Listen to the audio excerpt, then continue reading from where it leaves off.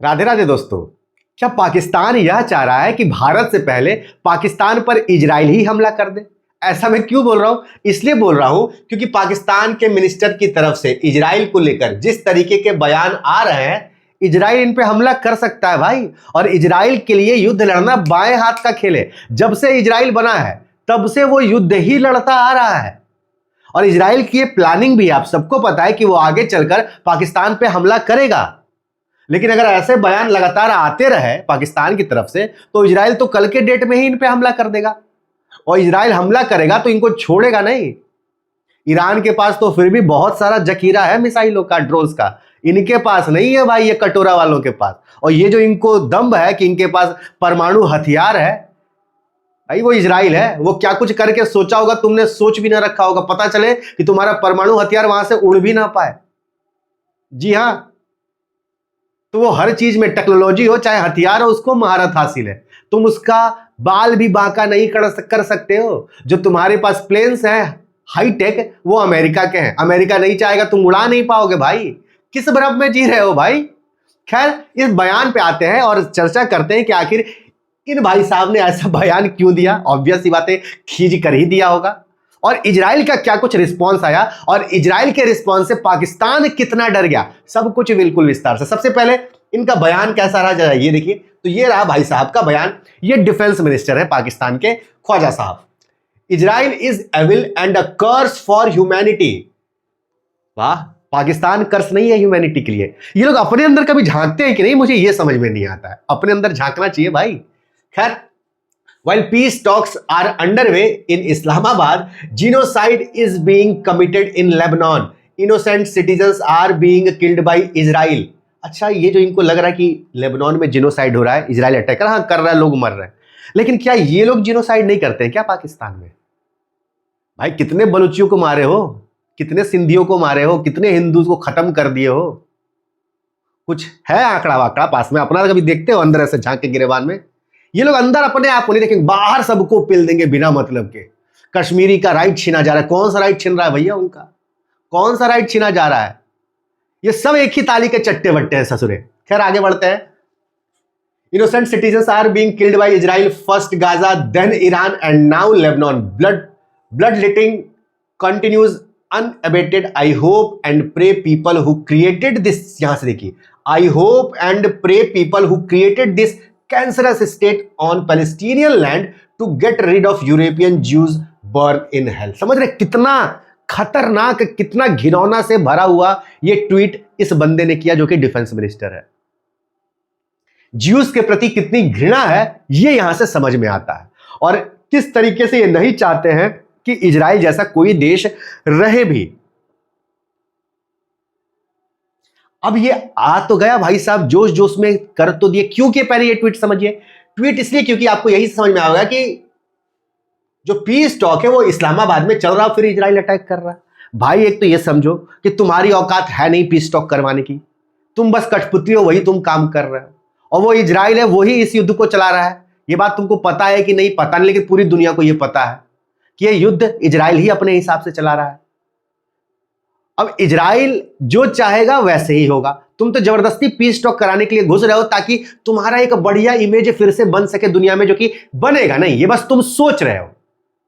समझ रहे हैं आप लोग? ये बस पाकिस्तान सोच रहा है, बनने वाला नहीं है भाई। कैसे बन सकता है? परमानेंट 24 घंटा हाथ में जिसके कटोरा रहेगा, जिसकी इकोनॉमी एकदम डमाडोले, जिसके घर के अंदर गृह युद्ध छिड़ा हुआ है, बाहर में वो कब अटैक कौन दूसरा देश कर दे पाकिस्तान पे भरोसा नहीं, वो चला है यहां पे मीडिएटर का रोल प्ले करने के लिए ट्रंप की वजह से। केवल आप समझ रहे हैं, ट्रंप के हाथों की कठपुतली बनकर कहां से ये लोग काम कर पाएंगे भाई मीडिएटर के तौर पे? कौन इनकी बात सुनेगा? क्या ईरान इनसे कम शक्तिशाली है? वो क्यों सुनेगा? और ट्रंप क्यों ही सुनेगा भाई? वो तो मजे ले रहा है इनके, केवल इस्तेमाल कर रहा है इसका अपना काम निकलवाने के लिए। और इजराइल तो भाई, इजराइल की तो इनसे 36 का आंकड़ा है। तो ये इनका आया भाई कि हम पीस टॉक करवाना चाह रहे हैं, और देखो इजराइल क्या कर रहा है, जो कि कर्स है ह्यूमैनिटी के लिए, कैंसरस स्टेट है, ये है, फलाना है, ढिमकाना है। अब बोल तो दिया भाई जोश जोश में बोला, उसके बाद इजराइल की तरफ से भयानक रिस्पांस आने लगे। इजराइल के फॉरेन मिनिस्टर, इजराइल के प्राइम मिनिस्टर नेतान्याहू, लोग वहां पे एकदम भड़क गए।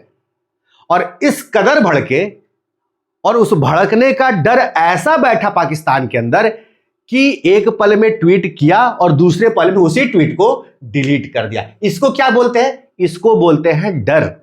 समझ रहे हैं? इसको बोलते हैं डर। औकात है नहीं, चले थे चतुर्वेदी बनने, दोबारा इनको आके इनकी औकात दिखा दी। नीचे रख, नीचे बैठ साला, तू ऊपर कैसे कुर्सी पे बैठ रहा है भाई? समझ रहे हैं? ये इजराइल ने किया, आंख दिखाया, पतलून गीली हो गई, डर से क्या किया इसने? उस ट्वीट को ही डिलीट कर दिया। नेतन्याहू ने क्या ट्वीट किया यहां पर देख सकते हैं, बोला कि भाई इस तरीके का तुम कमेंट कर रहे हो, ये बिल्कुल सही नहीं है, ये हम लोग टॉलरेट नहीं करेंगे। और स्पेशली जो देश यह क्लेम कर रहा है कि हम मीडिएशन करवा रहे हैं, मीडिएशन करवाने वाला देश ऐसा बयान करेगा, सही नहीं है। इतना ही बस भाई समझ लीजिए। ये 3-4 लाइनें बस कि हमें अच्छा नहीं लगा और इनको अच्छा नहीं लगा, इतने में से पाकिस्तान की पतलून गीली हो गई। भाई आसिफ तुरंत ट्वीट को डिलीट किया, कह रहे भाई ये जोश में ऐसा काम नहीं करना चाहिए, पता चले सबसे पहला एक छोटा सा मिसाइल हमारे अंदर ही आके घुस जाए। कौन भरोसा भाई, कौन इनको निपटा दे, कौन अननोन गनमैन है पहले इन्हीं को निपटा दे, कौन भरोसा, किसका भरोसा? तो ये होता है डर भाई। खैर आप सबको पता है कि ये जो cease fire, so called cease fire बोलेंगे, सीज फायर तो है नहीं क्योंकि कोई नहीं मान रहा भाई, ईरान नहीं मान रहा, यूएस नहीं मान रहा, इजराइल नहीं मान रहा, फिर पता नहीं किस बात का ये सीज फायर लोग लेके बैठे हैं। खैर 2 हफ्ते का बोला इन्होंने सीज फायर, और इसी सीज फायर के बीच क्या हुआ, इजराइल लगातार अटैक कर रहा है। किस पे? लेबनान पे, जिसमें 300 से ऊपर लोग अब तक मारे गए। जब से सीज फायर हुआ उसके बाद से इजराइल और भयानक अटैक कर रहा है, क्योंकि इजराइल ने क्लियर कट बोला है कि भाई इस बार वो लेबनान का जो साउथ वाला हिस्सा है ना, वो हथिया कर ही रहेगा, वो भाई अपने में शामिल करेगा। देखो इजराइल का सपना है ग्रेटर इजराइल बनाने का, गलत है सही है निपटो जाके उससे। वो बोल रहा है हम बना के रहेंगे, और अभी वो शक्तिशाली है, वो बनाएगा धीरे धीरे। तुमको रोकना है तुम अभी रोक लो उसको खत्म करके, वरना वो बढ़ते जाएगा। सीधी सीधी बात देखिए, जो सच्चाई है, जिसकी लाठी उसी की भैंस चलती है ये दुनिया में, जिसकी लाठी होगी उसी का भैंस हो जाएगा, दूसरे का नहीं होगा। तो लाठी इजराइल के पास है, वो भैंस बना के रहेगा, वो एरिया कब्जा के रहेगा। एथिक्स वेथिक्स सब गया भाड़ लेने। ऑब्वियस बात है दूसरे देश का एरिया कब्जाना गलत है, लेकिन इजराइल वो करेगा भाई, तुम रोक सकते हो रोक लो, सीधी सीधी बात है। तो इजराइल क्या बोल रहा है कि हम हथियार कराएंगे, और इजराइल लगातार लेबनान पर अटैक कर रहा है, हिजबुल्लाह पर अटैक कर रहा है। अब ये जो सीज फायर हुआ, इस सीज फायर की शर्त में जो ईरान और पाकिस्तान है उनका यह कहना है कि भाई लेबनान भी शामिल है, और यूएस और इजराइल कर रहे हैं कि ना ना लेबनान शामिल नहीं है, तुम लोग पढ़ने में गलती कर दिए हो, तुम लोग ज्यादा सीरियस ले रहे हो। समझ रहे हैं आप लोग? मतलब एक बोल रहा है कि है, दूसरा बोल रहा है नहीं है। किसकी बात का भरोसा करेंगे भाई, किसकी बात का भरोसा करेंगे? उनका कहना है कि केवल हमने बोला था कि ईरान पे अटैक नहीं करेंगे, हमने ये नहीं बोला था कि ईरान की प्रॉक्सीज पे अटैक नहीं करेंगे, लेबनान पे अटैक नहीं करेंगे, ना ना ना, वो इजराइल करता रहेगा। तो यहीं पर मामला सारा बिगड़ा, जिसके बाद एकदम खुंदक में खाकर तुरंत आसिफ ट्वीट करता है और अगले ही पल डर की वजह से ट्वीट डिलीट कर देता है। देखिए ये रहा जो गालिब है, गालिबाफ ईरान के ये स्पीकर है पार्लियामेंट के, उन्होंने बताया कि देखिए भाई जो हमारा पहला ही पॉइंट है ना, non compliance of the first clause of the 10 point, दरअसल ईरान ने अपने 10 शर्तें रखी है यूएस के सामने। तो इनका यह कहना है कि भाई जो पहला ही पॉइंट था उसी में क्लियर किया गया था कि सीज फायर लेबनान में भी होगा, एकदम क्लियर था कि जहां जहां लड़ाई छिड़ी हुई है, जिस जिस फ्रंट पे लड़ाई छिड़ चुकी है, ये हर जगह खत्म होगा, फिर चाहे वो लेबनान में ही क्यों ना हो, क्योंकि वहां पर भी तो ईरान का ही प्रॉक्सी ग्रुप बैठा हुआ है हिजबुल्लाह, तो वहां पर भी अटैक नहीं होगा। लेकिन ये लोग वहां भी कर रहे हैं। दूसरा पॉइंट ये बोले कि भाई यहां पर भी वायलेशन किया है इजराइल ने। क्या वायलेशन किया है? यहां पर एक ड्रोन ईरान के क्षेत्र में पाया गया और वो ड्रोन फटा है ईरान के अंदर, ये भी गलत, ये भी वायलेशन किया यूएस और इजराइल ने। तीसरा इनका यह कहना है कि भाई हम एनरिचमेंट का राइट मांग रहे हैं, यूरेनियम एनरिचमेंट का, ये लोग देने को तैयार नहीं है, तो यहां पर भी ये लोग वायलेट कर रहे हैं। तो जब ये लोग सब वायलेट ही कर रहे हैं तो काहे बात का भाई ये सीज फायर, हम भी सीज फायर को ना मानेंगे। और यूएस और इजराइल एग्जैक्टली यही चाह रहे हैं भाई, ऐसा लग रहा है कि तुम ना मानो बस सीज फायर। एक पल को कभी लग रहा है कि यूएस इस युद्ध से निकलना चाह रहा है, और दूसरे ही पल लग रहा है कि ना ना ना यूएस का कुछ और बड़ा गेम प्लान है।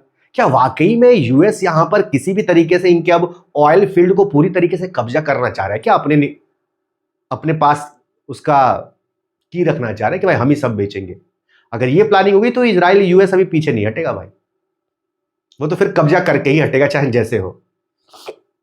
खैर पता नहीं क्या सोच रहे क्या कर रहे, लेकिन जिस तरीके से ये सीज फायर हुआ है, ये सीज फायर टिकने वाला तो नहीं है, जिस तरीके से अभी हालात चल रहा है, समझ रहे हैं। और यहाँ पे पाकिस्तान की तो बेइज्जती हो रही है कि काहे चतुर्वेदी बनने चले थे, काहे सीज फायर करवाने चलते, भैया औकात नहीं है तो औकात वालों को करवानी चाहिए, बिना औकात के चले थे तेज बनने के लिए, यही होगा फिर, तुम्हारी बात कौन ही सुनेगा।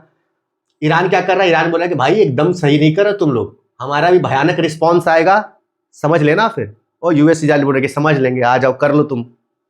ये चल रहा है इस सीज फायर में, जिसका कोई लिटरली कोई मतलब नहीं है। ट्रंप क्या बोल रहा है? Trump says Iran handling of strait of Hormuz is not the agreement we have. अब देखिए यहां पर मैं क्यों बोला कि ईरान भी वायलेट कर रहा है, इजराइल तो कर ही रहा है, यूएस उसका साथ दे रहा है, तो यूएस भी इस सीज फायर को वायलेट कर रहा है, ईरान भी कर रहा है। ऐसा नहीं कि ईरान दूध का धुला हुआ है।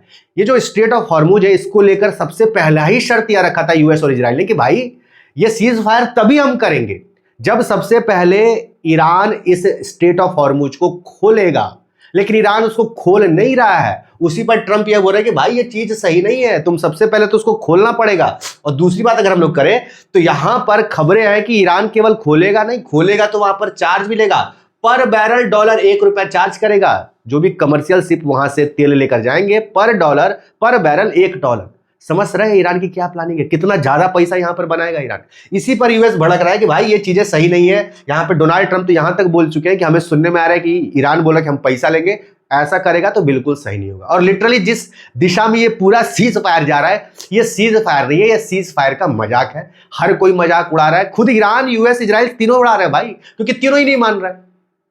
ईरान थोड़ा भी अटैक नहीं कर रहा है गल्फ देशों पे, वो थोड़ा रुका हुआ है, क्योंकि ईरान देख रहा है कि मेरी बर्बादी काफी हो चुकी है, और अगर हम दोबारा से अब अटैक करना शुरू किए तो दोबारा तो सीज फायर वाला मुद्दा ही खत्म हो जाएगा। और इस बार ईरान भले ही बहुत नुकसान पहुंचा देगा गल्फ कंट्रीज में, लेकिन ईरान भी पूरी तरीके से इस बार बर्बाद हो जाएगा। और ये बात आईआरजीसी को पता है, ईरान के हर बड़े लीडर को पता है कि अगर दोबारा से अब युद्ध शुरू हुआ तो भाई हमारी तबाही। और ये बात यूएस और इजराइल जानबूझकर इसको पोक कर रहे हैं कि तुम दोबारा शुरू करो, क्योंकि इजराइल नहीं चाह रहा भाई ईरान को थोड़ा बहुत भी छोड़ना। वो चाह रहे कि हम ईरान को इतना तोड़ दे कि वो दोबारा उठ ना पाए।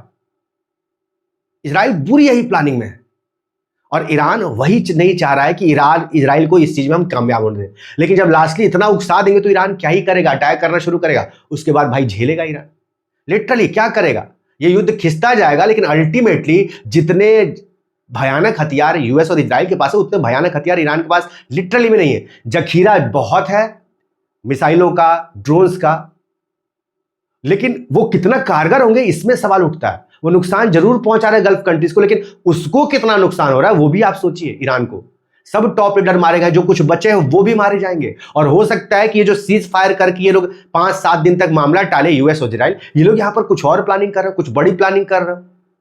कुछ भी हो सकता है भाई।